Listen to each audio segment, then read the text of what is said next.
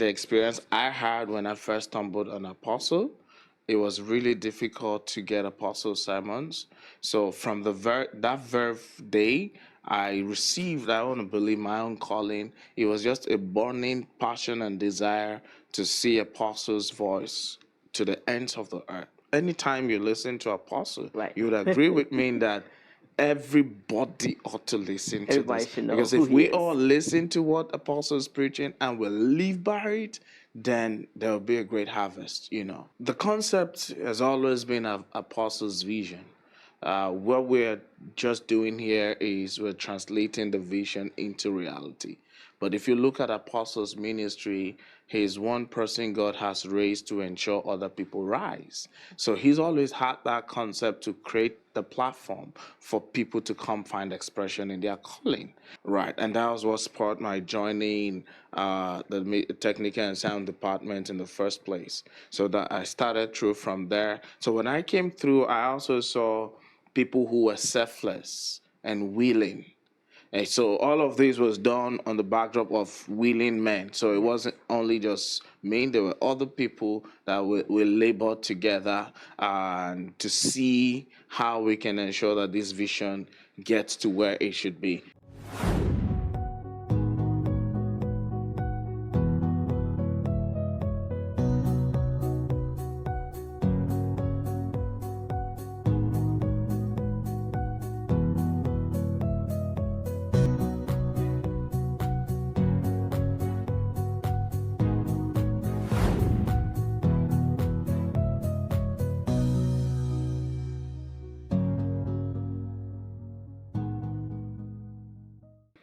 Welcome to Voice of One TV.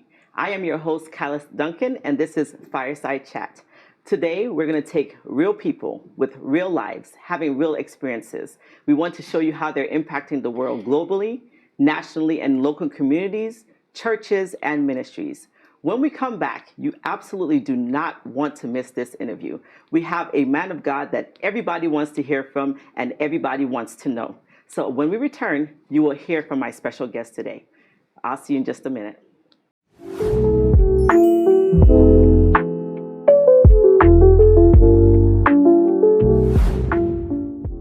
Welcome back to this episode of Fireside Chat.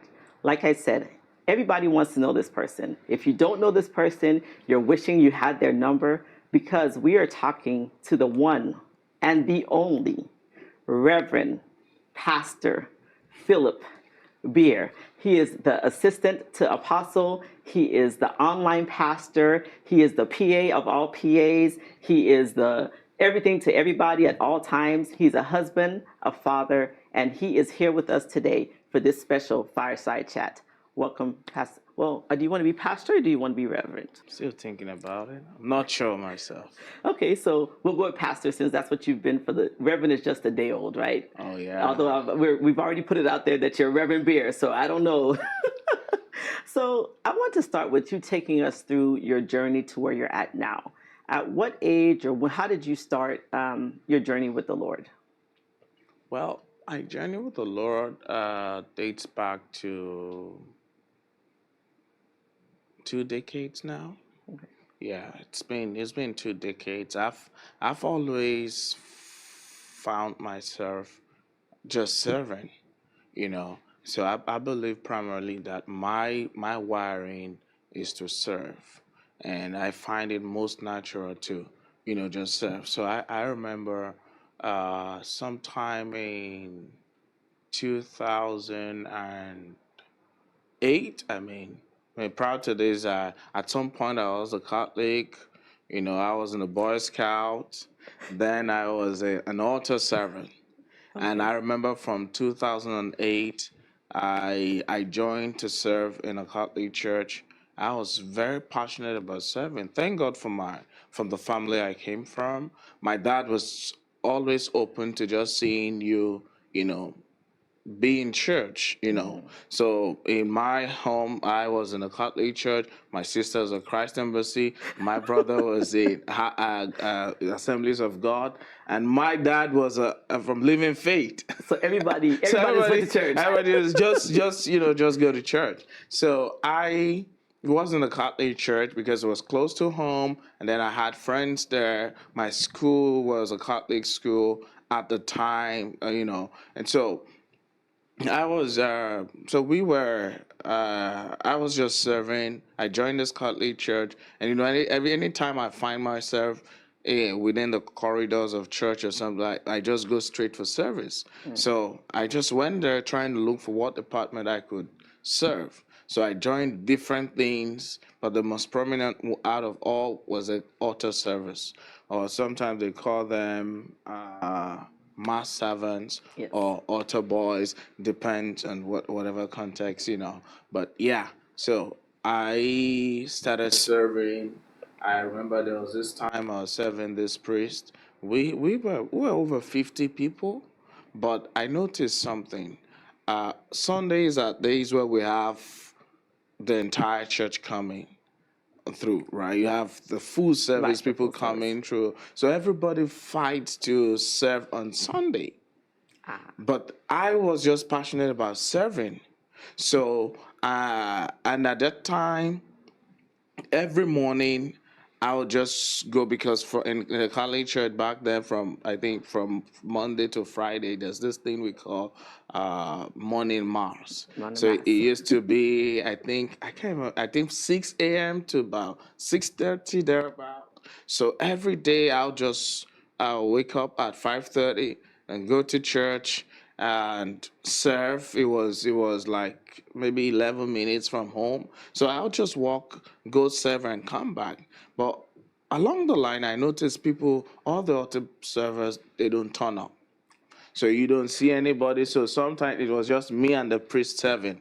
But I That's was early, though. consistent For a for kid, that's over early. 3 years. That's for a kid, that's early. Yeah. So they were like, No, they didn't. But I was consistent for 3 years. At this time, I was already in high school or something. Yeah, but I was very consistent every day, Monday to Friday. You go do this before you go to school. so that began your life of So that service. began my. So in doing that, did the priest notice like, okay, this one is different than everybody else. He's doing a little bit more that nobody else is doing. Yeah, at some point he did. He was from Ireland, a white. So he did. I mean, we had a good relationship.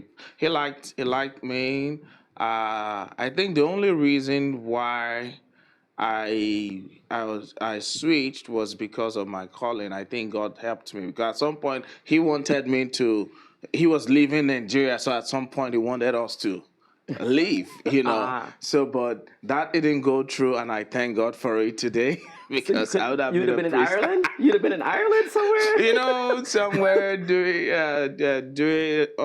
the order of mass Order of and all mass. those things.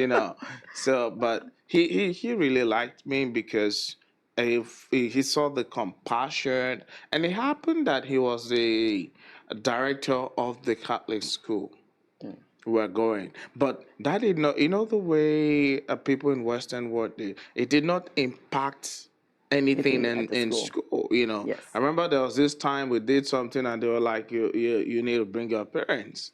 So, and he was the one enforcing. So I didn't. So he didn't change no, anything. No, he didn't If you got change in trouble anything. at school, you were in trouble We were at in school. trouble in So school. church and school were different. That was it. But we had a really great relationship.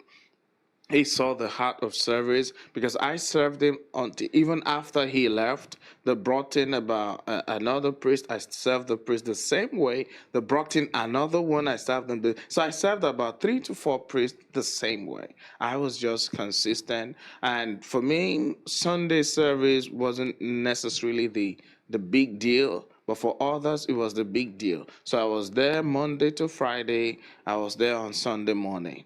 So I served, rose through, became the secretary. I was just about becoming the president. In short, I was already functioning in that capacity just when I left the Catholic Church. Gotcha. But I noticed that even in my interactions with you, you tend to take on a role and you give your all to that role, and you expect the expectation is excellence, right? For anyone that even comes in contact with you, it has to be excellence. Yeah. Was that the start of where you picked that up from, or how did you begin that path of when I do something, I serve with excellence? Yeah, I think growing up, and maybe my biological dad, he also served, so I like to believe that my calling is an extension of his calling, because I saw him serve in different capacities, and I mean, pretty much some of the things I'm doing now, even though by the grace of God I've taken it a step higher, because I'm serving in the kingdom. Right. But he served in different capacities, not necessarily in church, but I saw that in him. To him, it was about delivering on the job. So every time he had something to do, it has to be done and done well. So I picked that up from that point, and I brought that into the church. And then, I mean, I've been privileged, I'd say, because by the time I met Apostle and then I saw the same Same thing in things. him. And till date, Apostle just wants it done and done well, with no complications, nothing. So that helped me a lot. So that is how you became the great PA to Apostle. Is that you focused on what you need to do, get it done. You don't. He doesn't have to worry about the minor stuff around him. He can just focus on ministering. Ministry. I think largely because my dad prepared me for that, because I was my dad's PA. Oh, Yeah, okay, so that's okay. where I started. I was my dad's PA at some point. I was PA for his friend, which Apostle has met. I was his PA for a short time, and then the ministry just kept calling, and I had to answer the call. So a life of service. So like the Bible Yeah, says, the Son of Man came to serve and not be served. So you've true. lived your life in that manner. Yes, it's been service all through. For me, it's service every day, anytime. Service. And you're not just serving Apostle. You have, like I said, many other hats. You're the online pastor. What does that mean to be the online pastor for RCN? Yeah, well, the online pastorship came up in 2020. So it was during COVID. We had a lot of people that, because churches were shut down, a lot of people were no longer going to church. And so when we started, when we were streaming back in Makodi at our old building, the tent at Wurukum, we had a lot of people, tuning in. So the audience started growing. So there was this day Apostle said, and I happened to be, yeah, I was behind the scenes responsible for the YouTube streams and all that at the time.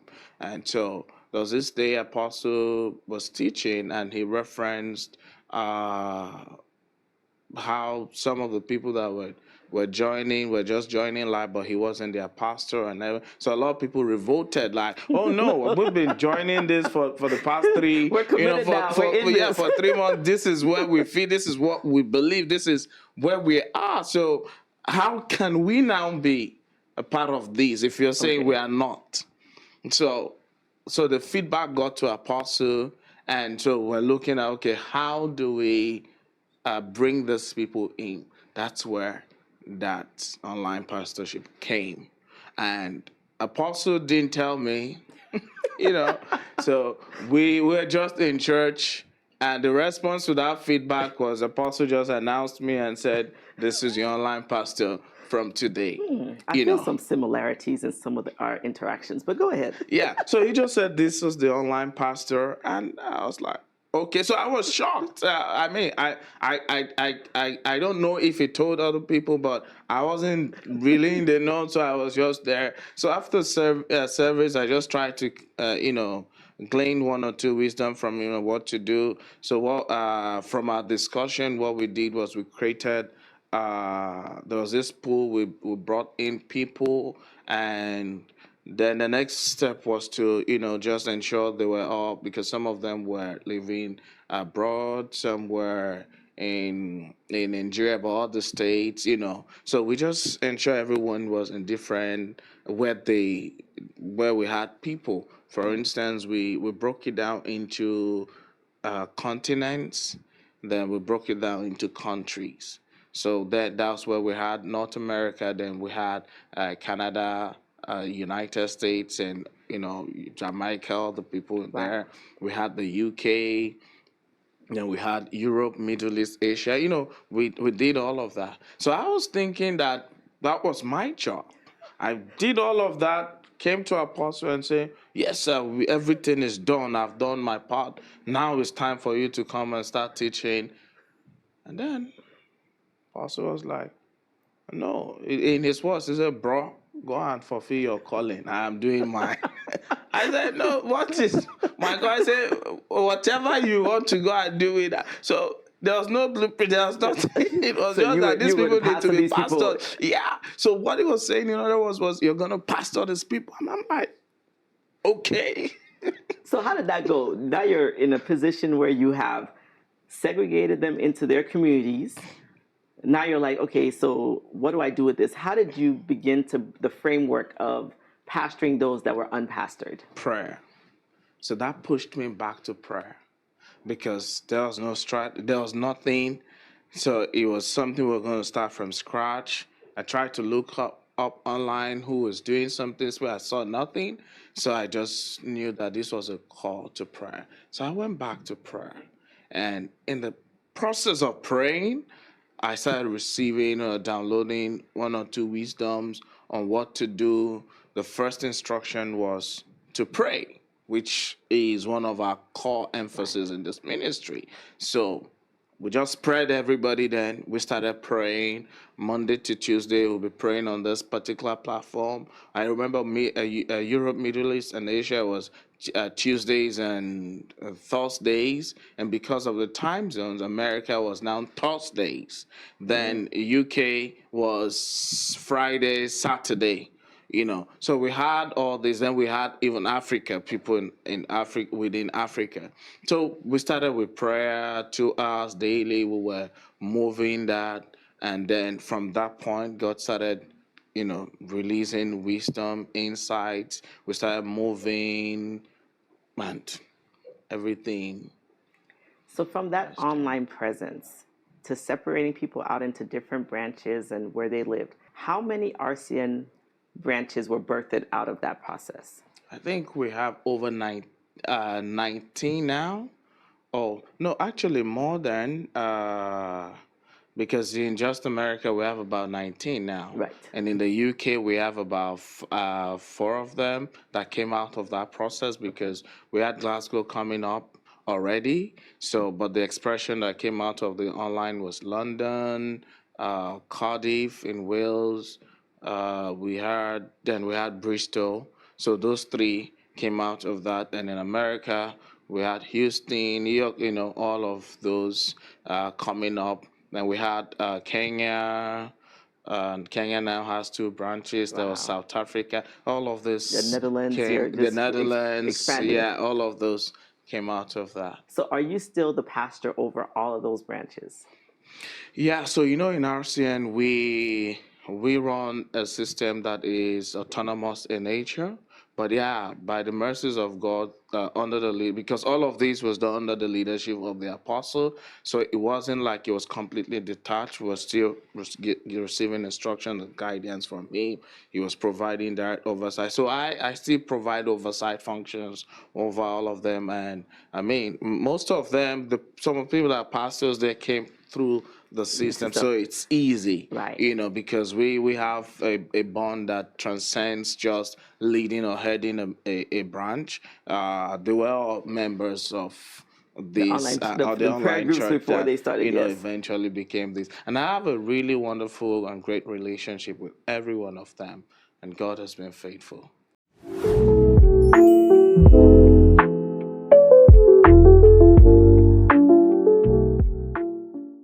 I know you're big in media, and Apostle always credits the fact that during COVID, you took what you were doing in media and spread it to the world. And that is how a lot of us have been able to even hear about Apostle at all, because he was here in McCourty, but the world didn't know him. So what did you see in that? What vision did you see that launched you into, let me get these tapes to the nations? Yeah. So the vision was, it dated back to the experience I had when I first stumbled on Apostle. it was really difficult to get apostle sermons. So from that very day, I received, I want to believe, my own calling. It was just a burning passion and desire to see apostles' voice to the ends of the earth. Right, and that was what sparked my joining the technical and sound department in the first place. So that I started through from there. So when I came through, I also saw people who were selfless and willing. And so all of this was done on the backdrop of willing men. So it wasn't only just me, there were other people that we labored together to see how we can ensure that this vision gets to where it should be. It was somewhere. We just took it, to the next, and we're still trusting God to take it even to greater heights, because we're still not yet there. We're still working tirelessly behind the scenes. We still have, and as God we have it. Those people were faithful people, so we still have almost all of them till date, right? So it's a continuity. The vision is still pushing forward, and the same people are still putting in. We now have more hands joining us. I remember back then we just had a few people. Our major challenge was editing. So we had the video production guys doing the work, but we had few. We didn't even have an editor. So we're trying our hands until something eventually came through. Someone was trained to go learn it, and then Apostle says, "I have to learn this too." So I had to learn editing, and I think from 2018 all the way 2020, all the videos we had on YouTube, on maybe on the TV stations. Then we were on Hosanna, and I think is it ACBN or ADBN, something like that. We had that too. So I was literally editing those videos and put in there. But I was getting it from the video production, because all of these things is different people coming together to make things work. So it was on the backdrop of all their efforts that we put everything together, edit, and then put it out there. And if you see from 2020, our videos were really bad. So And that was your editing, so. no, so the poor videos were because of the, what do we call it, the video mix that we had at the Gotcha. time. It's Okay. data video. It couldn't even produce 480p. It was 360. 360. Yeah. So so our good videos were the post production videos, the ones we edited. So the cameras were good. I mean, fair for that time.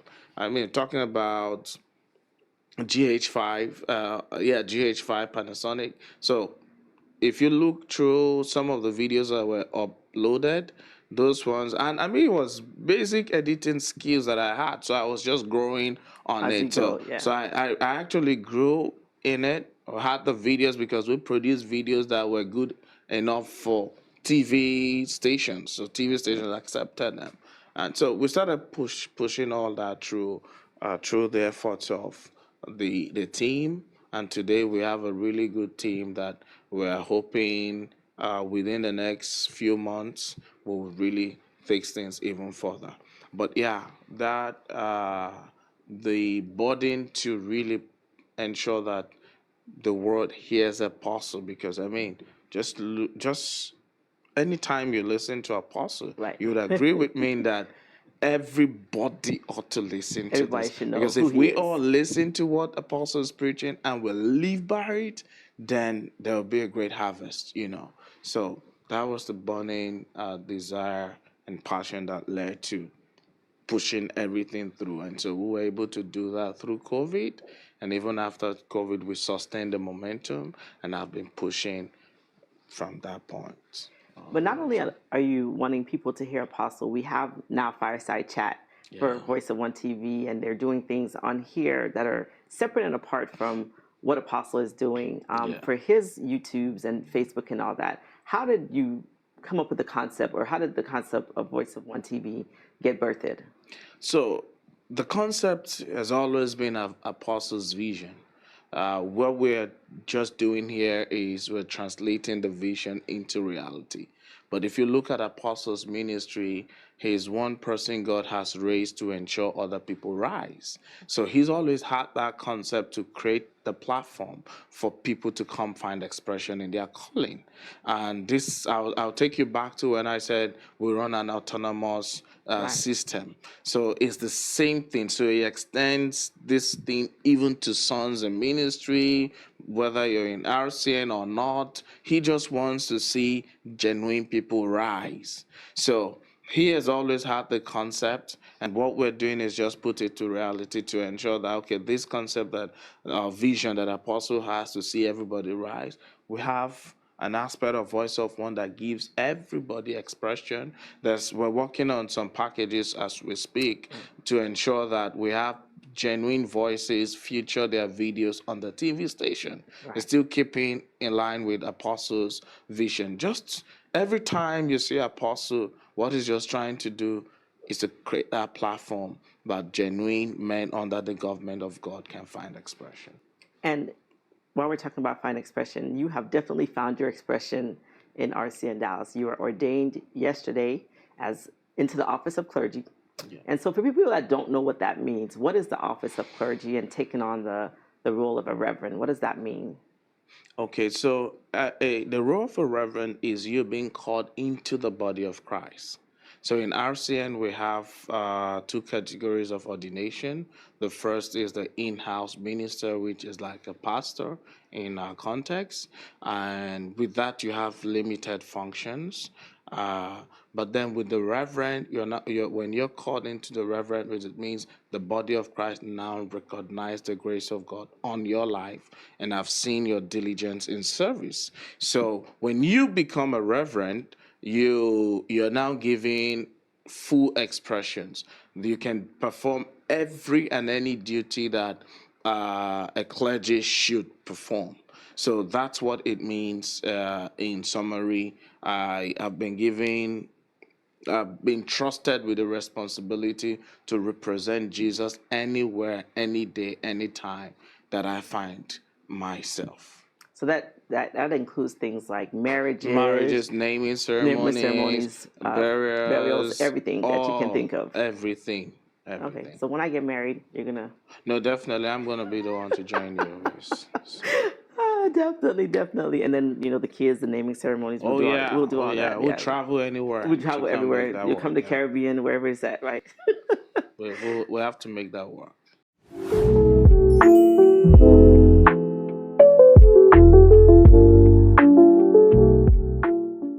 How do you reconcile your home life with your work life, or ministry life? I shouldn't say work, ministry life. Yeah. So ministry is 24 hours, and being a family man has to be 24 hours too. So the combination of these two things is spiritual. And the only way you can survive when you have a spiritual situation is that everyone involved in is spiritual. So at work, my principal is spiritual, and at home, my wife is spiritual. So she understands the assignment. When I met her, everything that led to our being together was in keeping with the call. So she understood everything that was going to happen. I mean, why do I say this? I remember before I met her, because I met her in the line of service. And so before I met her, I had this dream. So in this dream, I saw there was a father of faith, one of the fathers of faith. He held my hand, but along the line, it was like God held my hand and we were walking. So God said these words. This was 2017. He said that it is not time for a relationship. And when it is time for a relationship, I will bring the person. I am currently working on the person. Wow. This was said to me on the 27th of August, 2017. Fast forward to me meeting my wife in the line of duty. I met her in 2019. So we got talking because she was also serving church stuff. So we lost contact. We got back together after a year. And how did we get back together? She had sent messages, and because of the flurry of activities, I missed her message. So one of those days I was trying to search someone out, and then I saw her name pop up, and then her messages were pending for like 5 months ago. So I'm Pastor like, Philip. so I usually feel bad when I see people's message unattended. I try my best, but I'm Yes, human. yes. So I just clicked on her name, even though she wasn't the one I was looking for. And I ended up forgetting the person that I went there to look for. So I clicked on her name and sent her a message, apologized. Oh, I'm so sorry. This, you know? And so she responded almost immediately. Guess what? I didn't respond after 2 months. Because the moment I responded to her, something else came up. I moved to it, and I didn't see that. I didn't respond after. So when I saw it, I felt really bad. I'm like, oh my God. So I just sent a message, please, can you send me a number? Let me, So I was trying to just make up with all so it doesn't look like I was ignoring her. So I reached out. She sent her number, and we had a call. So from that call, we started building up. Then she eventually became a mentee. So it was in the process of mentoring her that one of the days we're having a conversation, and then she shared a note. It will surprise you that on that note, she wrote, this was God speaking to her, to build herself, prepare herself for the husband should be getting married to will not always be at home. So she needs to grow in capacity to be able to take care of the home front. And guess when God was telling this to her? August 2017. Same day. So it was divine intervention. But she didn't know. So when I saw it, I was like, So But you knew. I still have that note. She probably doesn't. I know. So I kept it. So so for me it was a confusion. But then, because then I used to see her as, my young mentee, somebody I actually told her it's not time for a relationship. Don't even think about it. Then this Not knowing comes that was going to be your wife. So then there were other things that happened. But she was really diligent in following the instructions and things I was telling her, and she was really seeing transformation and positive things happening. And so, so that happened. So coming back to your question, I believe God had worked on her. So now it makes it easy for me. Things that other people would normally have issues with, she doesn't. Like what you mentioned, when we received our baby, it was just 2 weeks. After 2 weeks, I traveled for 4 months. I was in her. By the time I got back, she didn't even know me. I heard how someone else came and she jumped to the person because she knew the person and she was refusing. It took months till date. We're still going over, that we're just getting along, and all. But it's a necessary sacrifice that we cannot avoid at this time. But God is helping us win. But the home front, I must say, is intact. God has really helped. We built a very strong relationship. She was a mentee, right? So we had a relationship, and we were building to be friends. So one of the things that helped me really was when I was mentoring her, she didn't know anything about my ministry. The only thing she knew was I was a media guy in Remnant Christian Network under Apostle Arome Osayi. She didn't know any other thing. We had gone into so many things before she found out that I was Apostle's PA. She was like, what? Really?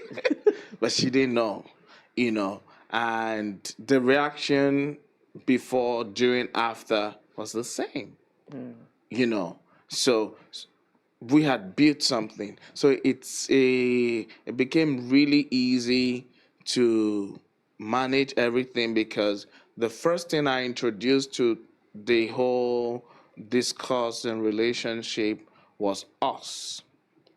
Yeah, we did everything knowing each other. I remember there was this time she would be like, "Oh, we've not started praying." I said, like, wait, just wait. Because she didn't know we'll pray all our We're life. gonna have a lot of prayer. There's gonna be lots and lots of prayer. But I wanted to know her first. Right. I wanted her to know me, and that was where we started off. So we went through all of that. At some point, she would be like, this relationship that we're not praying, we're not doing this. But it took months, but I was patient because I knew what I was building. I knew what I needed to walk into her before the entire process starts. So we went over that. She got, we knew each other in terms of, what I like, how I think, how I process things and everything.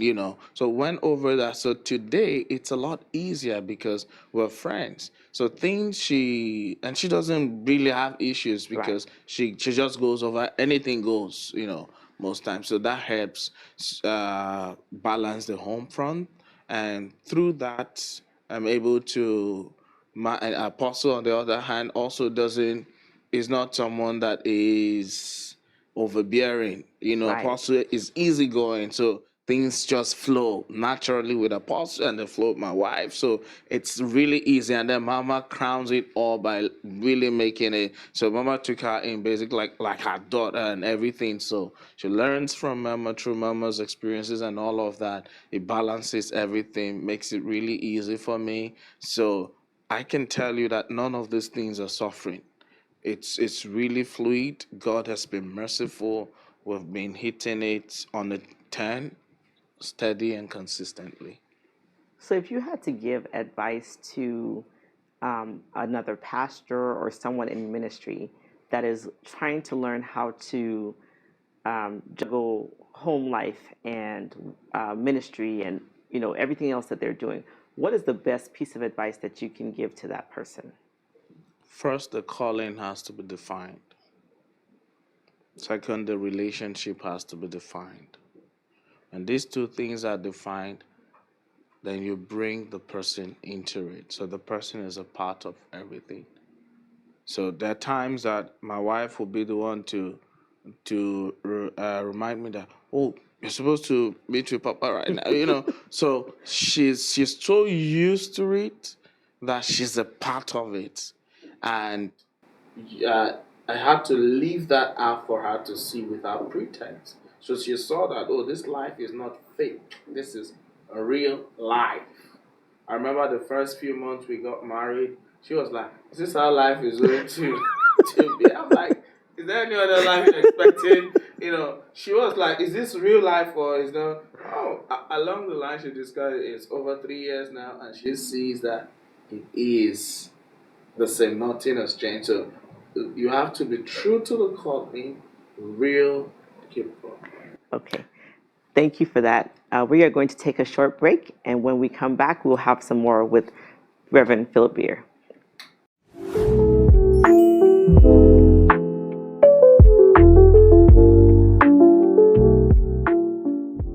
Welcome back to this interesting conversation with Reverend Philip Gbir on Fireside Chat, Voice of One TV. Just a moment ago, you were kind of going through what a pastor or someone in ministry would need, the qualities that they would need to have to manage their ministry along with their home life. And so if you can just kind of touch back on that, Okay. anything additional you want to add to that? So I'll say that two things that basically need to acquaint themselves with. The first is to define the call and to define the vision, the assignment. So if you define the calling, to define the call and the relationship. So if you define the call and you define the relationship, you're able to put your partner in the picture of these two things, so they know what your relationship is about and how it is ultimately supposed to further the call. So in defining the call, you get to know whether or not this person fit into this. And sometimes God will literally tell you that, okay, this is whom you would get married to, and you will know, you will confirm that, yes, God led you to marry this person. But if you're not able to define your calling, there's no way they'll be able to fit into it, because they'll only be assuming.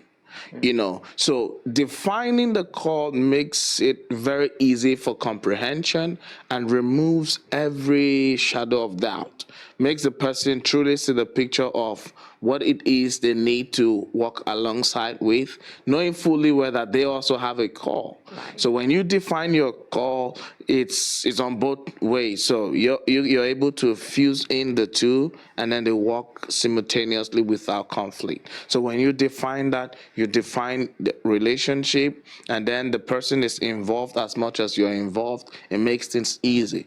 In my life and family, what I've been able to do is these two things. So I'm involved in my wife's life as much as she's involved in mine. I understand and know her calling. I mean, if there was any prophecy she would ever receive, I usually would tell her before she will receive it that, see, there is this, but you pray about it, and then I follow up, and I also ensure that she's finding expression as much as I'm finding expression. So when you have these two together, the person knows that they are finding expression as much as their spouse is finding expression. It makes it easy.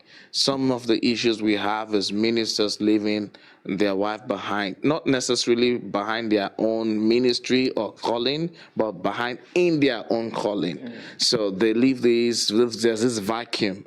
And anytime you leave any vacuum, what you're doing is you're leaving ground and space for the devil. And the Bible says, give Satan no place. Right.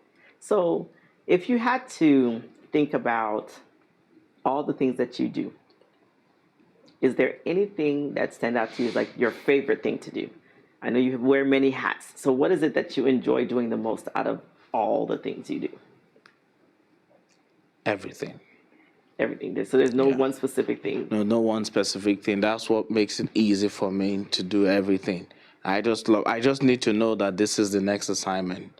It can be 100, but once I know that this is the next layer, I just take it on and ensure it works.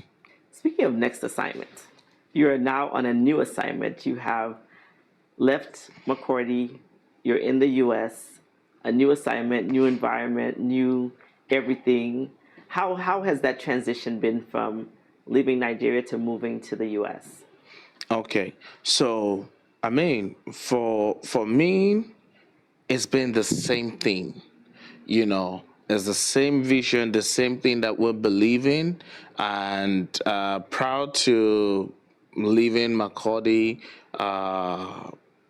I'm not sure it's leaving McCordy. Well, not leaving, but you relocated for the time. Yeah, for the time. Prior to relocating for the time, we were still moving back to back. I remember, if you check from now to 4 years back, there was never a time we stayed in McCordy for 1 month straight. And sometimes we can be out for like 2 weeks, 2 months, So we've already were walking in that realm. It's just that now it's a little bit focused on the America, and it's because I believe it's because of the season we're in and what God has in mind and in view, especially if you look at some of the things we're doing in America. So you'll notice the terrain is different and unique, but the gospel is one and the same. And so the vision is also the same. And our Father's vision and burden prior to this time has been striving for the rebirth of Apostolic Christianity. Right. And in doing that, disciples will need to be raised. So some of the things we're doing and the programs are rolling out in America is discipleship based. And we're seeing people really, really grow and mature in their calling too. So we're more or less picking the template here and expanding on it and upgrading it into a more stronger reality to deal with in the America. So it's one and the same thing, just an upgraded version that we're bringing into play. So it's been quite a journey for us, quite an adventure in faith, that we've been out there trying to do one and the same thing here. Like we had introduced a couple of things that we believe in prior to even going there. So we met prayer on the ground. We're expanding on that. And I can confidently say today that at least there's more than 10 cities praying more than 5 hours every month in America. You know, it was never like that. But we can boast that we're putting in our quota. And when you look at the terrain, you can see that Remnant Christian Network, under the leadership of Apostle, is doing their bit to ensure that Apostolic Christianity is restored in the nation America. So Apostle is the set man of RCN North America, but you are the point man over all of RCN North America, correct? Yeah, well, I wouldn't want to use titles, But you but I kind of function. govern. Yeah. They're under your leadership. Yeah, I function under that through Okay. the So most leadership of recently, Apostle. you actually decided to take on a branch of your own. Yes. How did that come about? So that came about an instruction. Like I said, I just wait for a new assignment, and that came on from Apostle. Apostle just said to take on this. But prior to that, I mean, every member of Dallas, when we started, a lot of people were not surprised because first, dating back to 4 years ago, when we started online North America at that time, I was always emphatic about Dallas.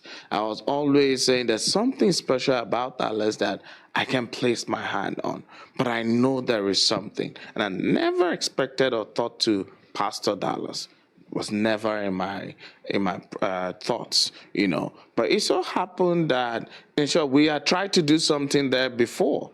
We did at least a 1 10 hour there, and we did a few things, but it wasn't what we had captured in the spirit. So we had to stop completely. And then boom, Apostle says, you do this. And in my nature, once an assignment is given to me, I take it. I take it to the extreme. So we had to take it by storm. And we're just about, let's say, 7 months now. And by the grace of God, we're growing in numbers, and 10 hours are well attended. So many things are happening there already, and we know God has a future for Dallas. But yeah, I came about taking on Dallas because I was instructed to. Even though I had, I could have taking on that responsibility. But one of the things I've learned in line of duty is not to project self.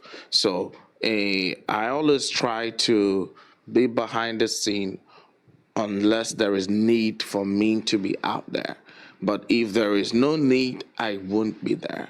For instance, this will be the very first day I'll be interviewing with Voice of One. Haven't run leadership for over 2 years. I possibly could be here every day, but it's not in what I have learned under our Father. So I wait for the season, So even in pastor, even though I wasn't pastoring a local branch, I was still overseeing the entire framework and ensuring that we're doing things the way they should be. And I was basically just doing the national state of things, But now I'm local, national, and then continental. Was putting all together. You're now the international Reverend Philip B.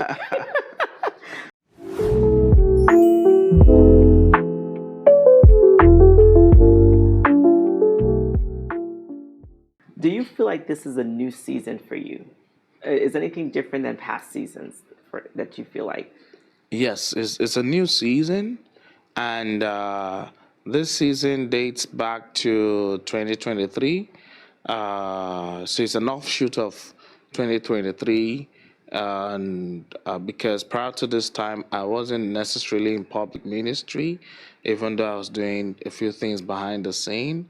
But in 2023, a few things just started playing out that I didn't plan or expected, but I was prepared for them, So those things happened, and now when I date back, there's more, there's more, press in for that aspect of my life.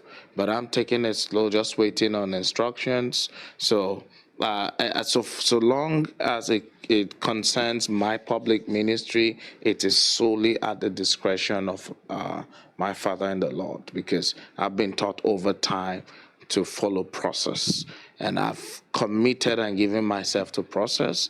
So to me, it's not about people getting to know the face or who's doing this or that. No, I don't really care about that. I just care about doing the job, getting it done, and done in the way that is expected, or even raising the bar beyond expectation. That's what my primary emphasis is about. But then it's been a season that has brought me into a little bit of public ministry and a few other things coming up. Yes, it's a new season, and the season is gaining more momentum because, we're in motion. We are in motion. So for anyone, just as parting words, that is on their faith journey now, that wants to be in motion, is, wearing many hats and trying to figure out how to do that, what would be your last parting words for that person on how to move forward and continue in motion? The only thing you need is the vision. You need to know the vision and ensure that God is first. And for me, that's what has helped me in the whole scheme of things. I just look at God in what we're doing and how He wants it done. And so it's not about my name or face being seen or known out there. It's about God being glorified through the person He has called, who is apostle, and through the systems He's building, which is us as the people.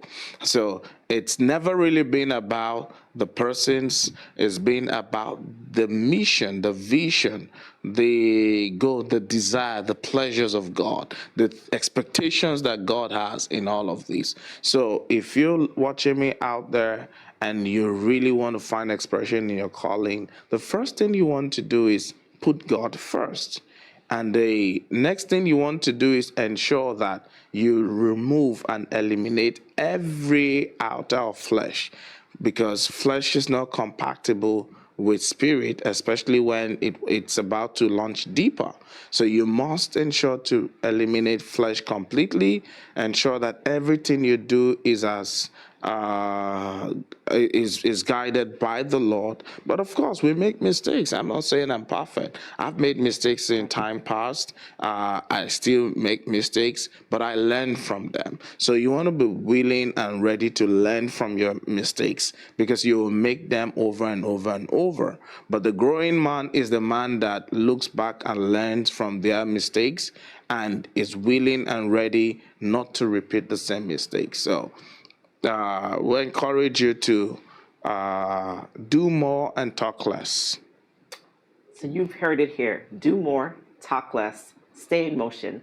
You are listening to Fireside Chat with Reverend Pastor Philip Gbir today on all the many hats he wears, but he still maintains his focus on the ministry and on God first, and family and everything else. So again, stay in motion. Continue to stay with us at Fireside Chat on Voice of One TV. We will see you on the next episode. If this is your first time, welcome, welcome. If you've been here before, share, like, invite someone to listen to the program, and hopefully they will be encouraged in ministry as well. We'll see you on the next episode.